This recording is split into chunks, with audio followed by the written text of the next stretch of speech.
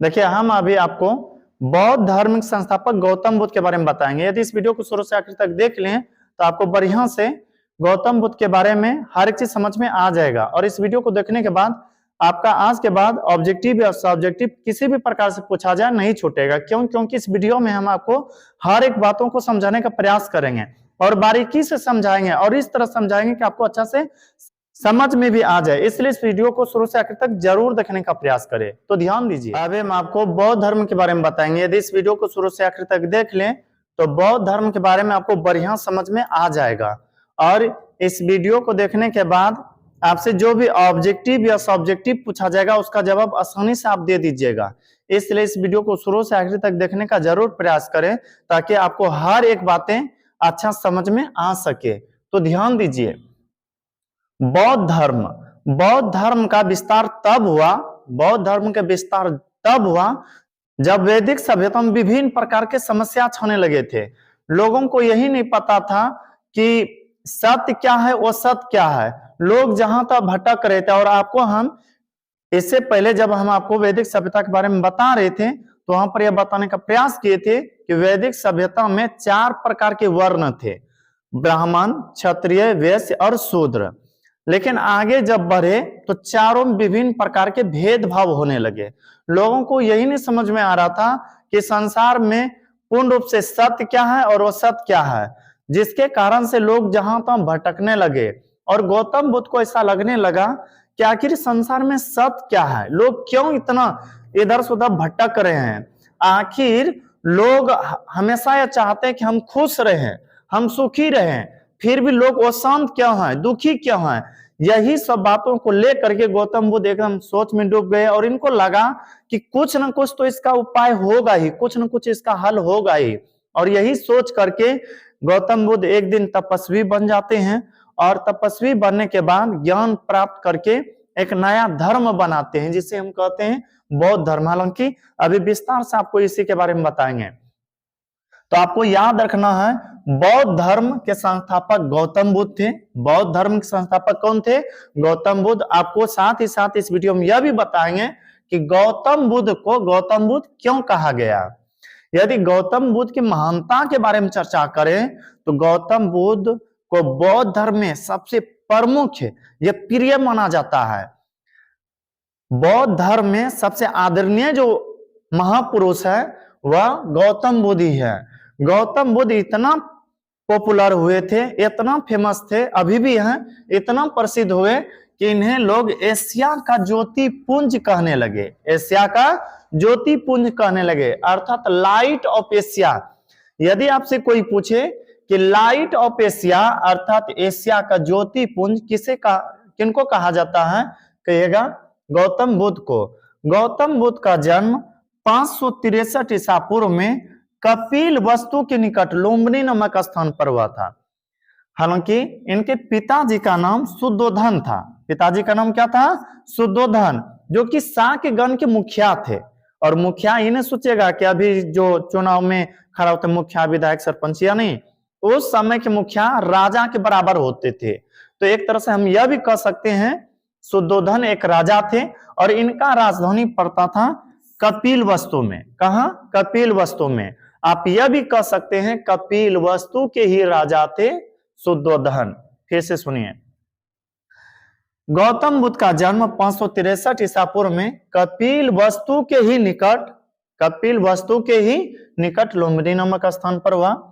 इनके पिताजी का नाम शुद्धोधन था और शुद्धोधन जो कि शाक्य गण के मुखिया थे। हालांकि इनके माता का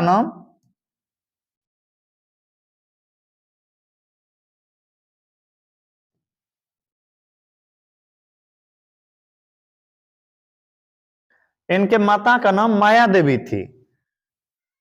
गौतम बुद्ध के माता का नाम क्या थी? माया देवी। इनका निधन गौतम बुद्ध के जन्म के 7वें ही दिन हो गए थे। तो फिर गौतम बुद्ध का लालन पालन इनकी सौतेली मां गौतमी के द्वारा किया गया था। अब हम आपको पहले एक छोटा सा कहानी सुना करके इसको समझाने का प्रयास करते हैं, ध्यान से सुनिएगा। गौतम बुद्ध के पिताजी का नाम शुद्धोधन था और माता का नाम माया देवी। विवाह होने से बहुत समय हो चुके थे, बहुत दिन हो चुके थे। लेकिन एक भी संतान नसीब नहीं हुए थे माया देवी को। अब ऐसा लगने लगा कि शायद हो सकता है ऐसा कहीं कि अब हमें संतान हो ही ना। लेकिन एक दिन की वाकया है, जब माया देवी सो रही थी तो उसी वक्त इनके सपने में सफेद हाथी आए और उसका अर्थ नहीं समझ पाए। जब ऋषि मुनि से पूछा गया तो बताया गया कि आपको एक सुंदर सा पुत्र होगा, सुंदर सा पुत्र होगा और बहुत ही गुणशाली होगा। तो इस बात को जान करके माया देवी बहुत खुश हुए, बहुत प्रसन्न हुए, इतना प्रसन्न कि कैसे वह खुशियां एक दूसरे के सामने व्यक्त करें। बहुत प्रसन्न हुए थे माया देवी और सुद्धोधन। और जब आगे बढ़े तो फिर माया देवी को ऐसा लगने लगे कि अब हमें संतान होंगे कुछ दिनों के बाद। तो अब सोच ही रहे थे माया देवी कि हम अपने मायके जाएं। मायके इसलिए क्योंकि आप लोग देखे होंगे, यदि कोई किसी की पत्नी है, यदि किसी स्त्री को पहली बार संतान होने वाले हैं तो ज्यादा सेफ अर्थात सुरक्षा महसूस करते हैं अपने मायके के यहाँ, अर्थात मां के घर में। क्योंकि वहां पर जो भी लोग होते हैं वे सभी अपने ढंग के होते हैं। ससुराल में तो देवर, सास, ससुर, भैसुर, कौन कौन लोग, बहुत सारे लोग होते हैं, तो वहां पर बहुत सारी समस्याओं का सामना करना पड़ता है। यही कारण है कि अक्सर करके स्त्री बच्चे को जन्म देने के समय अपने मायके के यहाँ अर्थात मां के यहाँ जाना पसंद करते हैं या फिर रहना पसंद करते हैं। तो माया देवी भी यह सोच ही रहे थे कि हम अपने मायके के घर जाएं। इतना ही समय में वहां से बुलावा भी आ गए। जैसे बुलावा आया सुद्धोधन के पास, माया देवी यह बात बताए कि हमें मायके जाना है, तो फिर इनको इजाजत भी दे दिया गया। तो फिर अपने दासियों के साथ पालकी पर बैठ करके माया देवी अपने मायके की ओर जाने लगे। जाते जाते रात हो गए, इनको लगा कि अब थोड़ा सा विश्राम करना चाहिए। और रात जो हुई थे लुम्बिनी नामक वन में, जो कि कपिल वस्तु के ही निकट थे, लुम्बिनी नामक वन में जाते जाते रात हो गए थे। हालांकि बहुत इंजोरिया करा था, न कि पूरा तरह से पूर्णिमा था, चांदनी की रात होने के कारण से जरा से भी डर भय इसका समस्या नहीं था। लेकिन उसी पूर्णिमा की रात में कपिल वस्तु के निकट लुम्बिनी नामक वन में ही माया देवी को एक नन्हा सा संतान हुआ। और अब माया देवी को ऐसा लगने लगा अब हम क्या करें। कपिल वस्तु से कुछ ही दूर पर गए थे जहां कि इनको जन्म हुआ, माया देवी को एक संतान हुआ, और यहां से काफी दूरी पर था इनके मायके। अब इनको लगा कि इससे अच्छा है कि हम अपने राजमहल की ओर लौट जाएं। यही कारण है कि माया देवी अपने मायके न जाकर के फिर सुद्धोधन के पास आ गए। लेकिन पूर्ण रूप से वह स्वस्थ नहीं थे,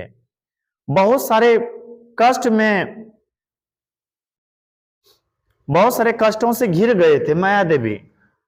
अब इनको लगने लगा कि हम कैसे अपने संतानों को खिलाएं या फिर कैसे अपने संतानों को रखें। इसलिए माया देवी ने अपने बहन को, अपने से जो छोटी बहन थी उनको बुलाया गया। माया देवी के बहन का नाम है गौतमी। माया देवी के बहन का नाम है गौतमी।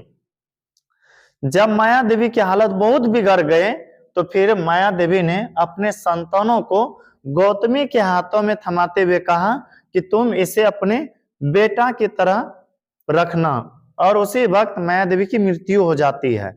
वह समय एक तरह से था गौतम बुद्ध के जन्म के 7वें दिन, गौतम बुद्ध के जन्म के 7वें दिन। तो यहां से एक ऑब्जेक्टिव आएगा कि गौतम बुद्ध के मां की मृत्यु अर्थात माया देवी की मृत्यु गौतम बुद्ध के जन्म के कितने दिन हो गए, कहिएगा 7वें दिन।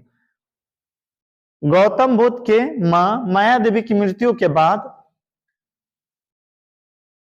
गौतम बुद्ध का लालन पालन उनकी सौतेली मां गौतमी के द्वारा किया गया। आप कहिएगा सौतेली मां कैसे, तो बात को समझिए।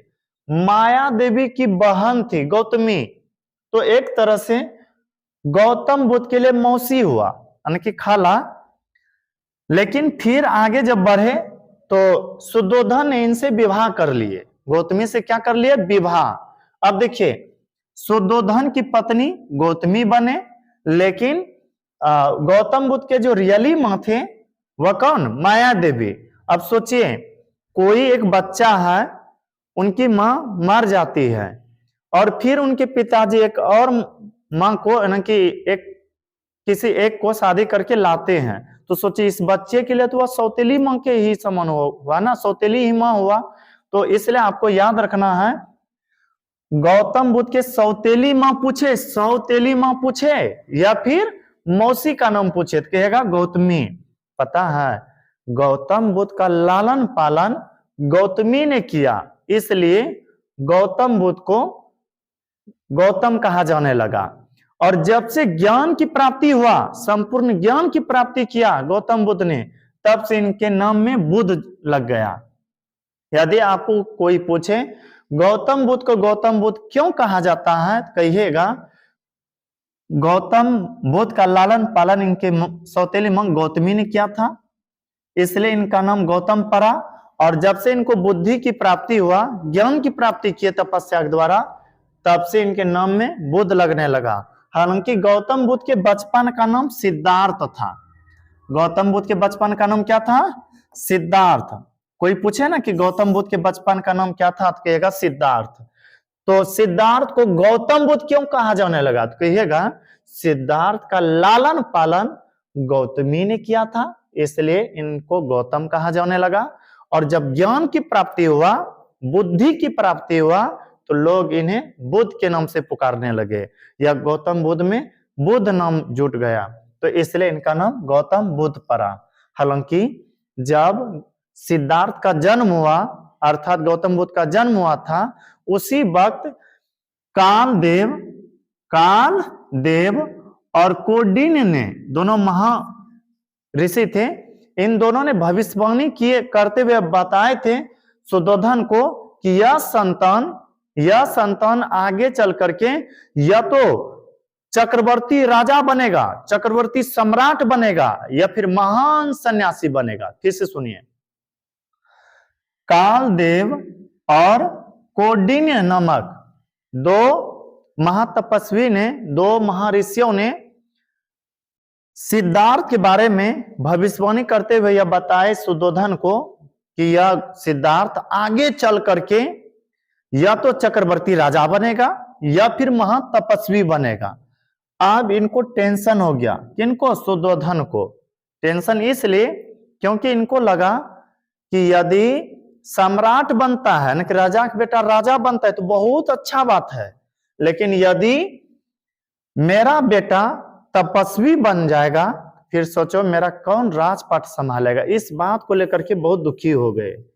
तो कई सारे ऋषि मुनि पूछे, सुद्धोधन ने यह बात पूछे कि आखिर क्या करें जो सिद्धार्थ तपस्वी न बन करके राजा ही बने। तो कोई आइडिया दिए कि आप उनको राजमहल से ही बाहर मत जाने दीजिए, खुद से सोचिए। गांव घर में भी देखे होंगे आप लोग, कहा जाता है यदि किसी बच्चे को बिगड़ने से रोकना है ना, किसी बच्चे को बिगड़ने से रोकना है, तो उनको घर से ही बाहर मत जाने दीजिए। कहाँ रखिए? हमेशा घर में रखिए। कहाँ रखिए? घर में। घर से बाहर जैसे जाएगा वो बिगड़ेगा, और यदि घर में रहेगा तो फिर नहीं बिगड़ेगा। तो सुद्धोधन को ऐसा लगा कि सही कहना इनका, इसलिए सुद्धोधन यह सोच लिए कि हम कभी भी अपने पुत्र को, अपने बेटा को महल से बाहर नहीं जाने देंगे, महल से बाहर नहीं जाने देंगे। हर एक सुविधा उनको महल में दिया जाने लगा जो बच्चे को मिलना चाहिए।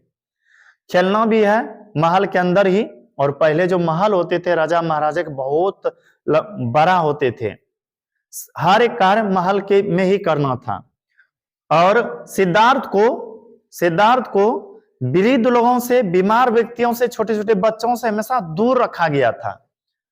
लेकिन एक दिन की बात है, सिद्धार्थ ने अपने पिताजी को कहा, पिताजी हम चाहते हैं कि यह जो कपिल वस्तु है इनका हम सैर करें, यानी कि घूमे। यहां खूब मनाया गया, खूब कहा गया सुद्धोधन के द्वारा कि नहीं पुत्र मत जाओ राजमहल से बाहर, यही सही है। लेकिन खूब समझाने के बाद भी सिद्धार्थ मानने को तैयार नहीं हुआ। इन्होंने यह सोच लिया कि हमें जाना है घूमने के लिए। आखिर क्या करते बेचारा सुद्धोधन, एकलौता पुत्र था, दया आ गया। लेकिन घूमने के लिए जाने देने से पहले पूरा व्यवस्था किया गया बाहर। जैसे कि आप लोग देखे होंगे पहले जब 618 में होंगे, जब कोई जांच करने वाले आपके विद्यालय में आते होंगे तो पूरा उस दिन विद्यालय की साफ सफाई करवाया जाता होगा, पूरा बढ़िया से कहा जाता होगा बैठना है। वो इसलिए ताकि उनको जरा सा भी संदेह ना हो कि यहाँ पर कुछ गंदगी उनकी परावा रहता है या फिर इस तरह से लोग रहते हैं। तो ठीक उसी तरह से जिस दिन की सिद्धार्थ सैर करने वाले थे, यानी कि भ्रमण करने वाले थे कपिलवस्तु की, उस दिन पूरा तरह से रोड सड़क की साफ सफाई करवाएगा। आपको और एग्जांपल देते हैं, देखिएगा कभी कभी किसी एरिया में बड़ा नेता आने वाले रहेगा ना, पूरा साफ सफाई चलेगा, ऐसा लगेगा कि यहाँ पर प्रदूषण मुक्त शहर बन गया है। तो वैसे ही पूरा तरह साफ सफाई करवाया गया और गौतम बुद्ध अर्थात सिद्धार्थ अब चले सैर की यात्रा पर, सैर करने के लिए। लेकिन सैर की यात्रा पर जब निकले, सैर की यात्रा पर जब गए तो इन्होंने पहली बार कुछ अलग सा नजारा देखा। क्या? ध्यान से देखिएगा। इन्होंने देखा सबसे पहले एक बूढ़ा व्यक्ति को, एक वृद्ध व्यक्ति को, और चन्नंग के साथ गए थे गौतम बुद्ध। किनके साथ गए थे?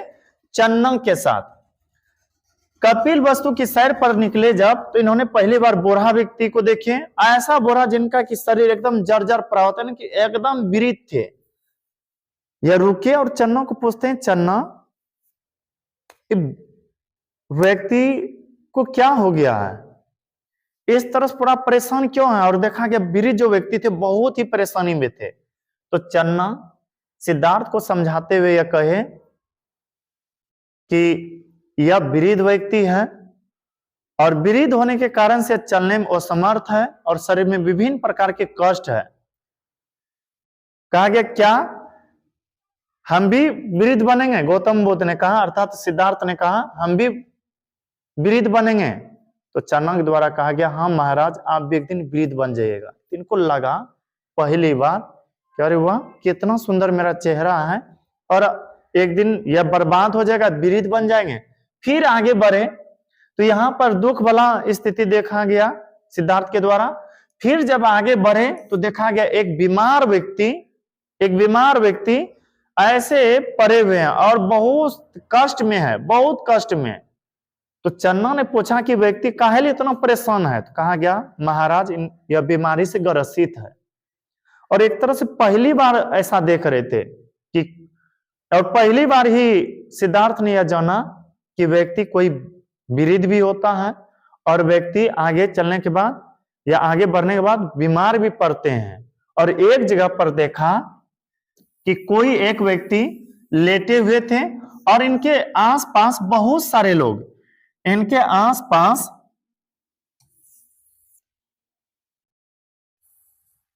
लेटे हुए थे और इनके आसपास बहुत सारे लोग रो रहे थे। तो इनको लगा कि व्यक्ति काहे सोया हुआ है या लेटा हुआ है, वो के पास सब रो काहे रहा है। तो चन्ना ने बताया कि महाराज यह लेटा नहीं है, यह सो नहीं रहा है, बल्कि मर चुका है। तो फिर पहली बार वहीं पर सिद्धार्थ को यह भी पता चला कि मनुष्य एक दिन मर भी जाते हैं। हालांकि चन्ना से पूछे थे क्या हम भी मरेंगे? कहा कि हाँ महाराज एक दिन आप भी मर जाइएगा। उनको लगा हुआ कितना जीवन दुखमय है। फिर आगे बढ़े तो देखा गया सिद्धार्थ के द्वारा एक तपस्वी, एक सन्यासी एकदम खुशी खुशी से एक पेड़ के नीचे बैठे हुए हैं। उनको किसी भी प्रकार का दुख, भय, कष्ट इत्यादि कुछ भी नहीं है। हालांकि कपड़ा उनका फटा पुराना है, फिर भी उनको कोई टेंशन नहीं है, खुश है। और यह नजारा देख करके सिद्धार्थ को पहली बार ऐसा लगा कि इन सभी लोगों में सबसे जो प्रसन्न है वह सन्यासी है, और यदि हम भी सन्यासी बन जाएंगे तो संभवतः हम भी हमेशा प्रसन्न रहेंगे। यहीं से सिद्धार्थ का दिमाग एकदम घूम गया। पहले तो राजमहल में रह रहे थे, लेकिन अब लगा कि इस संसार में कष्ट ही कष्ट है और कष्ट से यदि मुक्ति पाना है तो हमें सन्यासी बनना पड़ेगा। तो सिद्धार्थ घर आए। जब घर आए तो अपने पिताजी को कहने लगे कि महाराज, हम चाहते हैं कि हम सन्यासी बन जाएं। और जैसे ही बात सुने ना, तो सुद्धोधन के दिमाग ही पूरा तरह घूम गए या हिल गए। कारण यह, क्योंकि अभी सोचे भी नहीं थे कि मेरा पुत्र कभी सन्यासी की ओर बढ़ेगा। क्यों? क्योंकि उनको इस तरह के माहौल में रखा गया था कि वह कभी भी सन्यासी के बारे में ना सोचे। लेकिन इनको शक भी था या डाउट भी था कि यदि आज घूमने के लिए जाने देते हैं तो कहीं ऐसा ना हो कि एक ही दिन मन बदल जाए। हुआ वही जो होना था, मन बदल गया। अब तो पूरा परेशान सुद्धोधन, इनको ऐसा लगने लगा कि अब क्या करे क्या नहीं। तो किसी व्यक्ति द्वारा यह राय दिया गया कि सिद्धार्थ का विवाह करा दीजिए।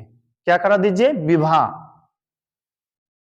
आप लोग भी देखे होंगे गांव घर में, जब कोई लड़का माता पिता ठीक से कार्य नहीं सुनने लगते हैं, ढेर इधर उधर बौखने लगता है, तो लोगों द्वारा कहा भी जाता है कि लड़का का शादी करा दो, अपने समझ में आएगा। और जैसे कराया जाता है एकदम सुदमास बन जाता है, या फिर उनको समझ में आने लगता है कि अब कैसे जिए।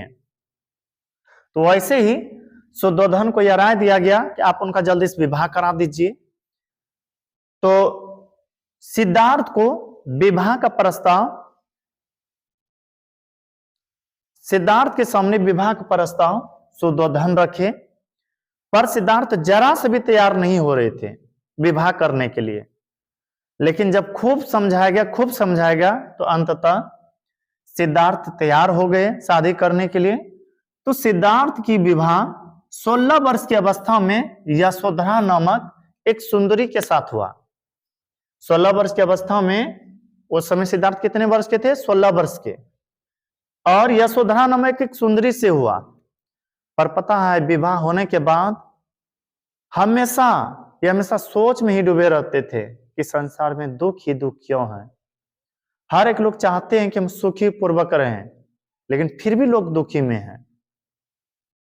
और आगे बढ़ते रहे। हालांकि यशोधरा को खूब समझाते हुए कहा गया था सुद्धोधन के द्वारा, चाहे जो भी कुछ करना पड़े आप कीजिए, लेकिन सिद्धार्थ के मोह को, सिद्धार्थ के मन को आप अपने कब्जे में कर लीजिए। लेकिन नहीं कर पाए।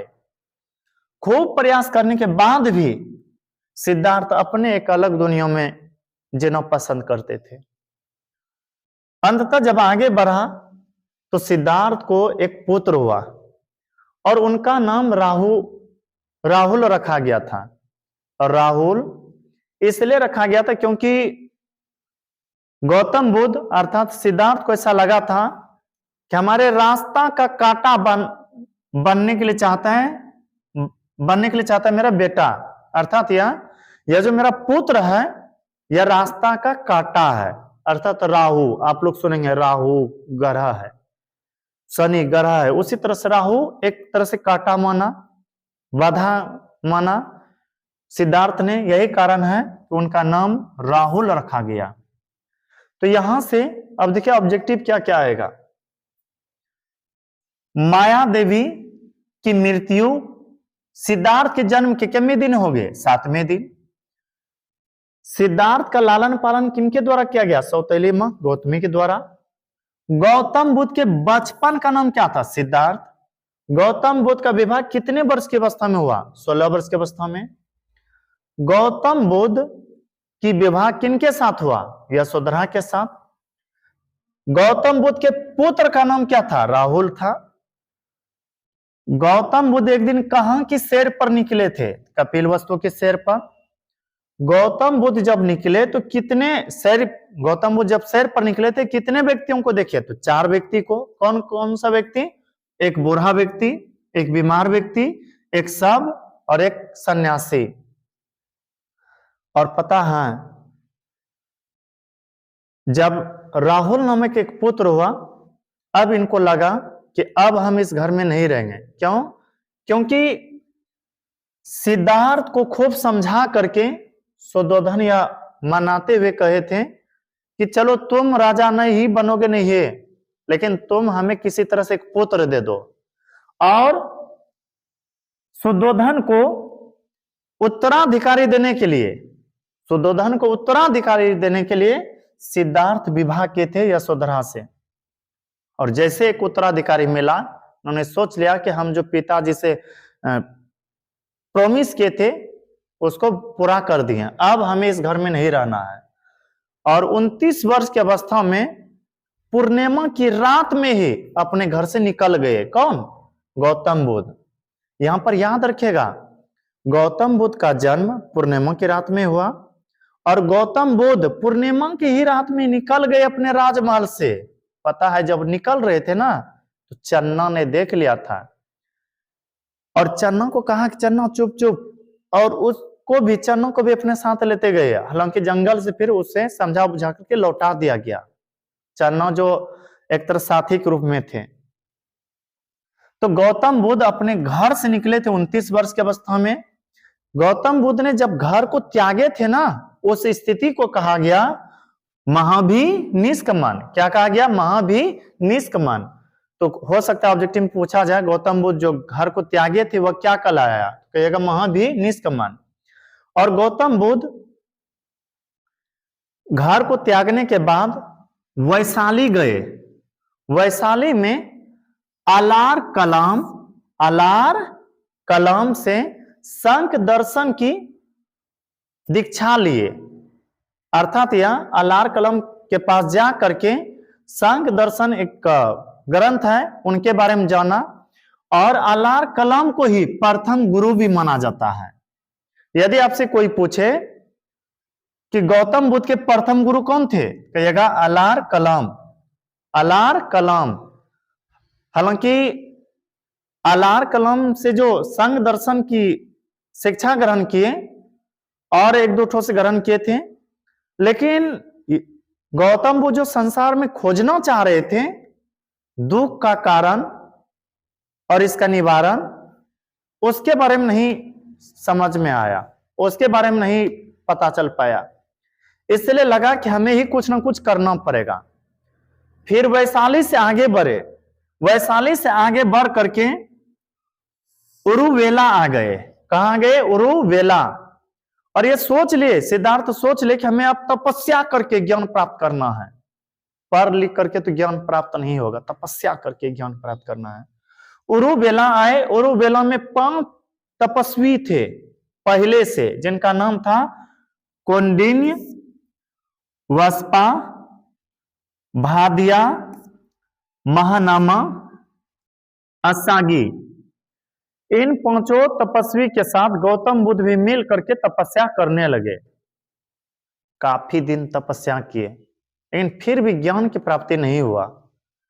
गौतम बुद्ध बहुत दुखी हुआ और इनको लगा कि अब तपस्या से भी हमें लगता है ज्ञान की प्राप्ति होने वाला नहीं है, और ये बहुत निराश हो गए। एक पेड़ के नीचे बैठे हुए थे, और पता है उसी पेड़ के नीचे बैठे हुए थे जिस पेड़ की पूजा करते थे सुजाता। सुजाता एक स्त्री है, सुजाता करते थे उस पेड़ की पूजा और खीर चढ़ाते थे। बेचारे खीर चढ़ाने के लिए आते थे समय समय पर। और जब आज खीर चढ़ाने आई है सुजाता, तो उन्होंने देखा कि गौतम बुद्ध उसी पीपल के नीचे बैठे हुए हैं और वह उनको देवता के समान लगे। उन्होंने कहा कि महाराज, आप हम मेरे लिए देवता के समान हैं, अच्छा होगा यदि आप मेरा खीर स्वीकार करते हैं। तो गौतम बुद्ध को लगा क्या करेंगे, भूखे प्यासे रह करके शरीर भी बर्बाद होते जा रहा है, ज्ञान भी प्राप्त नहीं हो रहा है। इसलिए इनको लगा कि अब तपस्या करना यहां पर छोड़ देना चाहिए, और खीर ले लिए वहीं पर। और पता है खीर को लेकर के खा भी लिए। और यह स्थिति देख करके उनके साथ जो 5 सन्यासी थे, उनके साथ कितने सन्यासी थे? 5 सन्यासी। देखिए उनके साथ जो 5 सन्यासी थे, जिनका नाम था कौंडिन्य, वास्पा, भादिया, महानामा, असागी। इनको लगा कि गौतम बुद्ध नहीं चाहते हैं तपस्या करके हम कुछ प्राप्त करें, इसलिए खाना खा रहे हैं, खीर खा रहे हैं। और उन पांचों ने उनको छोड़ करके चला गया, यह कहते हुए कि तुम्हारा सर्वनाश हो जाएगा, इस तरह से तुम्हारा अब पतन हो जाएगा। गौतम बुद्ध को कहे, वो पांचों छोड़ के चले गए। गौतम बुद्ध को लगा कि अब क्या करें, संसार में दुख ही दुख है और इसका निवारण तो निकालना ही पड़ेगा। फिर ओरोवेला से आगे बढ़ करके गौतम बुद्ध आ गए बौद्ध गया, यानी कि गया आ गए। गया आ करके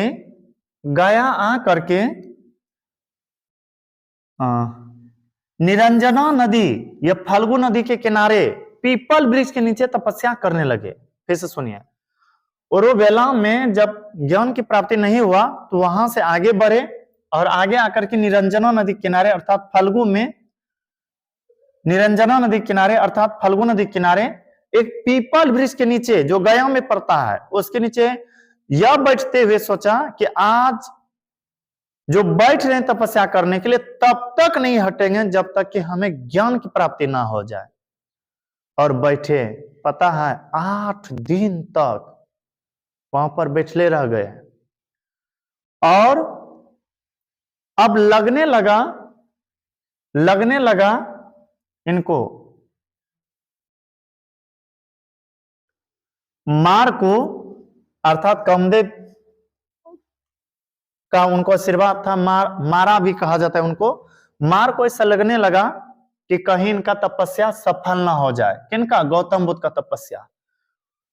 मार ने गौतम बुद्ध की तपस्या तोड़ने का प्रयास किए, परंतु यह असफल रहे और कामदेव के सहारे तपस्या को तोड़ रहे थे, लेकिन नहीं सफल हुए। और अंत में 8 दिन तक उस पीपल वृक्ष के नीचे बैठने के पश्चात पूर्णिमा की ही रात में, अब ध्यान दीजिएगा, जन्म भी हुआ पूर्णिमा की रात, घर से भी निकले पूर्णिमा की रात, और अब तपस्या सफल होने वाले हैं पूर्णिमा की रात। तो बैसाखी पूर्णिमा की रात निरंजना या फल्गु नदी किनारे पीपल वृक्ष के नीचे सिद्धार्थ को ज्ञान की संपूर्ण प्राप्ति हुआ, या संपूर्ण ज्ञान की प्राप्ति हुआ। और पता है, एक घर से निकले थे 29 वर्ष की अवस्था में। 29 में 6 जोड़िएगा तो हो जाएगा 35 वर्ष। 35 वर्ष की अवस्था में इनको ज्ञान की प्राप्ति हुए। घर से निकले थे 29 वर्ष की अवस्था में, ज्ञान की प्राप्ति हुआ 35 वर्ष। इसलिए आपको याद रखना है 6 वर्षों तक तपस्या किए थे। अब कहिएगा 6 वर्ष कैसे, आप तो 8 दिन बताएं। सुनिए, आप सुल्तानगंज से जल उठाएं आज और देवघर पहुंच रहे हैं पैदल 3 दिन के बाद, और वहां 2 दिन रह करके लाइन में लगे रहे तब जल चढ़ाएं, तो बोलिए क्या उसी 2 दिन को गिनिएगा? नहीं, आप जिस दिन से सुल्तानगंज से जल उठाए से थे उसी दिन से आपका यात्रा स्टार्ट हो गया है। तो गौतम बुद्ध 29 वर्ष की अवस्था में घर को त्यागे थे और यहीं से शुरू हो गया तपस्या का समय। तो 6 वर्ष की कठिन तपस्या के बाद गौतम बुद्ध को निरंजना या फल्गु नदी किनारे पीपल वृक्ष के नीचे बैसाखी पूर्णिमा की रात तपस्या करते हुए संपूर्ण ज्ञान की प्राप्ति हुआ। और जब ज्ञान की प्राप्ति हुआ तो इनके शरीर से एक अद्भुत प्रकाश निकलने लगा। किनके शरीर से? गौतम बुद्ध के शरीर से। और उसी समय से ये बुद्ध कहलाए। क्या कहलाए? बुद्ध। अभी हम बताए थे ऊपर में गौतम बुद्ध इनको क्यों कहा गया, फिर से सुनिए। सिद्धार्थ का लालन पालन गौतमी ने किया था, इसलिए सिद्धार्थ को गौतम कहा गया। और इनको जब ज्ञान की प्राप्ति हुआ तो बुद्ध शब्द इनके नाम में जुट गया, तो इसलिए कुल मिलाकर के इनको गौतम बुद्ध कहा जाने लगा। तो थोड़ा सा देखिएगा, 6 वर्ष की कठिन तपस्या किए थे और 35 वर्ष की अवस्था में बैसाखी पूर्णिमा की रात निरंजना या फल्गु नदी किनारे पीपल वृक्ष के नीचे संपूर्ण ज्ञान की प्राप्ति हुआ। और जब से ज्ञान की प्राप्ति हुआ ये बुद्ध के नाम से कहलाए। और ज्ञान की जो जहां प्राप्ति हुआ, गया के जिस स्थान पर ज्ञान की प्राप्ति हुआ, अब उस स्थान को गया नहीं बल्कि बोध गया कहा जाने लगा। क्या कहा जाने लगा? बोध गया। और पता है हम एक बार बोध गया गए थे, लेकिन जिस पीपल वृक्ष के नीचे तपस्या किए थे गौतम बुद्ध ने, उस पीपल वृक्ष को ही दुश्मनों के द्वारा काट दिया गया। नहीं है वह पीपल वृक्ष अभी, लेकिन याद रखिएगा पीपल वृक्ष के नीचे तपस्या किए थे। और गौतम बुद्ध ने प्रथम उपदेश 2 बंजारों को दिया। वहीं पर जहां पर ज्ञान प्राप्ति हुआ ना, उसी जगह पर 2 बंजारा था। बंजारा जानते हैं, जंगलों में जो रहते हैं, उनको ज्ञान पहली बार उपदेश दिया। हालांकि आगे जब आप पढ़िएगा शॉर्टकट में तो पता चलेगा।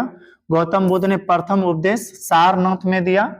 सारनाथ को ऋषि पतनम भी कहते हैं। और जब से इन्होंने उपदेश देना शुरू किया, वह कहलाया जाने लगा धर्म चक्र परिवर्तन।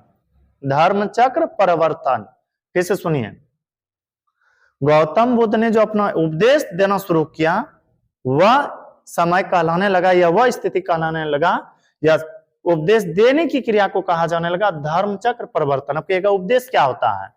किसी को समझाना, यही उपदेश होता है। जैसे हम अभी आपको उपदेश दे करके, यानी बोल बोल करके समझा रहे हैं, उसी तरह से गौतम बुद्ध ने उपदेश दे करके बहुत सारे लोगों को समझा रहे थे। और इन्होंने जो अपना उपदेश दिए थे, जन साधारण की भाषा, सुनेगा, जन साधारण की भाषा वह भाषा होता है जो लोग अधिक बोलना और सुनना पसंद करते हैं। गांव घरों में हिंदी कम चलता है, अपने घरेलू भाषा ज्यादा चलता है। और सोचिए, यदि कोई नेता आते हैं और उस एरिया में जो भाषा अधिक बोला जाता है, जो भाषा अधिक लोग सुनना पसंद करते, वही भाषा में यदि भाषण देने लगे, तो सोचिए कितना अच्छा उस नेता को माना जाएगा। तो ठीक उसी तरह से सिद्धार्थ ने, अर्थात गौतम बुद्ध ने अपना जो उपदेश दिए जन साधारण की भाषा, एक साधारण भाषा था पाली, उसी पाली भाषा में इन्होंने उपदेश देना शुरू किया। और आपको यहां पर याद रखना है, गौतम बुद्ध ने उपदेश दिया था पाली भाषा में। और सबसे ज्यादा उपदेश जो दिया कौशल देश की राजधानी श्रावस्ती में। प्रथम उपदेश सारनाथ या ऋषिपत्तनम में कहा जाता है, और ज्यादा उपदेश दिए थे कौशल देश की राजधानी श्रावस्ती में। गौतम बुद्ध इतना अनुभवी बने कि लोगों को हर एक उपाय बताने लगे। दुख का कारण इन्होंने बता दिए लोगों को। और अभी कुछ देर पहले हम आपको बताए थे, वैदिक सभ्यता के अंत तक आते आते लोगों को ऐसा लगने लगा कि अब क्या करे क्या नहीं, क्या सत्य क्या असत्य। लेकिन गौतम बुद्ध को देख करके काफी लोग प्रभावित हुए, और बहुत सारे लोग उधर का धर्म छोड़ करके बौद्ध धर्म में शामिल हो गए। यही कारण है कि बौद्ध धर्म की शुरुआत भले ही भारत से हुआ, लेकिन काफी तेजी से बहुत सारे देशों में भी फैला है। और गौतम बुद्ध को हर एक चीज के बारे में पता था कि पहले कौन सा व्यक्ति पहले के जन्म में क्या था, आगे क्या बनने वाले हैं। खुद इनको यह भी पता था कि मेरा मृत्यु किस दिन कहां पर होने वाला है। और पता है, गौतम बुद्ध का जब 80 वर्ष टाइम पूरा गया, 80 वर्ष का समय हो गया, तो इनको पता था कि मेरा मृत्यु कहां होगा, उसी जगह पर गए। और गौतम बुद्ध की मृत्यु 80 वर्ष की अवस्था में 483 ईसा पूर्व में कुशीनारा देवरिया जिला, जो कि उत्तर प्रदेश में पड़ता है, वहीं पर हो गई। तो आपसे यदि कोई पूछे गौतम बुद्ध की मृत्यु कितने वर्ष की अवस्था में हुई, 80 वर्ष की अवस्था में इनका जो मृत्यु हुआ वह कहलाया गया महापरिनिर्वाण। क्या कहलाया गया? महापरिनिर्वाण। यदि आपसे कोई पूछे कि गौतम बुद्ध की मृत्यु को क्या कहा गया, तो कहेगा महापरिनिर्वाण। थोड़ा सा फिर से एक बार शॉर्टकट में चलते हैं, देखिएगा। बौद्ध धर्म के संस्थापक गौतम बुद्ध थे। गौतम बुद्ध को एशिया का ज्योतिपुंज या लाइट ऑफ एशिया कहा जाता है। गौतम बुद्ध का जन्म 563 ईसा पूर्व में कपिल वस्तु के निकट लुम्बिनी नामक स्थान पर हुआ था। इनके पिता का नाम शुद्धोधन, जो कि शाक्यगण के मुखिया थे। इनके माता का नाम माया देवी, जिनकी मृत्यु गौतम बुद्ध के जन्म के 7वें दिन हो गई थी। फिर इनका लालन पालन सौतेली मां गौतमी के द्वारा किया गया। गौतम बुद्ध के बचपन का नाम सिद्धार्थ था, और इनका विवाह 16 वर्ष के अवस्था में यशोधरा के साथ हुआ, और इनके पुत्र का नाम आगे राहुल रखा गया। कपिल वस्तु की जब सैर पर निकले थे तो 4 व्यक्ति को इन्होंने देखा था। पहले एक बूढ़ा व्यक्ति, फिर बीमार व्यक्ति, फिर शव और सन्यासी को। 29 वर्ष की अवस्था में गौतम बुद्ध ने अपने घर को त्याग कर दिए और घर को जो त्यागे थे वह कहलाया महाभिनिष्क्मन। क्या कहलाया? महाभिनिष्क्मन। और घर को त्यागने के बाद वैशाली जाकर के अल्लाह कलाम से संघ दर्शन की दीक्षा लिए। हालांकि वही उनके प्रथम गुरु कहलाए, लेकिन ना वो इस शिक्षा से अब संतुष्ट नहीं हुए। फिर इन्होंने तपस्या करना पसंद किया। तपस्या करने के लिए उरुवेला जब गए तो वहां पर 5 सन्यासी पहले से मौजूद थे जिनसे मिले। उनका नाम था कौंडिन्य, वस्पा, भादिया, महानमा, असागी। और वहां पर जब सुजाता के हाथों से बना हुआ खीर खाए तो वह 5 छोड़ करके चले गए इनको। फिर गौतम बुद्ध आ गया और गयम 6 वर्ष पूरने के बाद, जब से घर से निकले थे तब से 6 वर्ष के कठिन तपस्या के बाद 35 वर्ष की अवस्था में बैसाखी पूर्णिमा की रात संपूर्ण ज्ञान की प्राप्ति हुआ। और पता है, जन्म हुआ इनका गौतम बुद्ध का पूर्णिमा की रात, घर को भी त्यागे पूर्णिमा की रात, और तपस्या भी सफल हुआ पूर्णिमा की रात, और मृत्यु भी इनका हुआ पूर्णिमा की रात। यही कारण है बैसाख की पूर्णिमा को बुद्ध पूर्णिमा कहा जाता है। बैसाख की पूर्णिमा को क्या कहा जाता है? बुद्ध पूर्णिमा। और इनको जो ज्ञान की प्राप्ति हुआ था निरंजना नदी किनारे, जिसको कि फल्गु नदी भी कहा जाता है, पीपल वृक्ष के नीचे हुआ था। और जब ज्ञान की प्राप्ति हुआ तो इनको लोग बुद्ध कहने लगे। और जिस स्थान पर ज्ञान की प्राप्ति हुआ उस स्थान को बोध गया के नाम से लोग जानने लगे। जब तपस्या कर रहे थे तो मार कामदेव के सहारे आए थे तपस्या भंग करने के लिए, लेकिन वह असफल हो गए। इन्होंने प्रथम उपदेश 2 बंजारों को दिया, लेकिन कई जगह पर पढ़िएगा कि सारनाथ में पहला उपदेश दिया गया, जो कि ऋषि पतनम के भी नाम से जाना जाता है।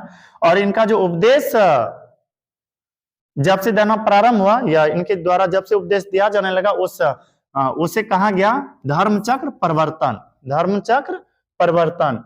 इन्होंने अपना उपदेश पाली भाषा में दिया और सबसे अधिक उपदेश श्रावस्ती, जो कि कौशल देश की राजधानी थी, वहां दिया। इनका मृत्यु, गौतम बुद्ध की मृत्यु 80 वर्ष की अवस्था में 483 ईसा पूर्व कुशीनगर देवरिया जिला उत्तर प्रदेश में हो गए। और मृत्यु के समय को कहा गया महापरिनिर्वाण। आई होप यह वीडियो आपको पसंद आया होगा। यदि वीडियो अच्छा लगा हो तो हमारे वीडियो को लाइक करें, और यदि अभी तक हमारे चैनल को सब्सक्राइब नहीं किया तो कर ले, ताकि जो भी इस तरह से हम वीडियो अपलोड करें वह आप तक आसानी से पहुंच सके। हालांकि इसका भी और काफी कुछ बताना है, लेकिन इसे में यदि बताते रहे तो वीडियो काफी बड़ा हो जाएगा। और अब जो भी कुछ बच्चा है कोशिश करेंगे कि आपको अगला पार्ट में समझा दें, और थोड़ा सा इसको दिमाग में चलाइएगा और कहानी की तरह ही आप समझने का प्रयास कीजिएगा। अब मिलते हैं किसी अगला वीडियो में, तब तक के लिए धन्यवाद।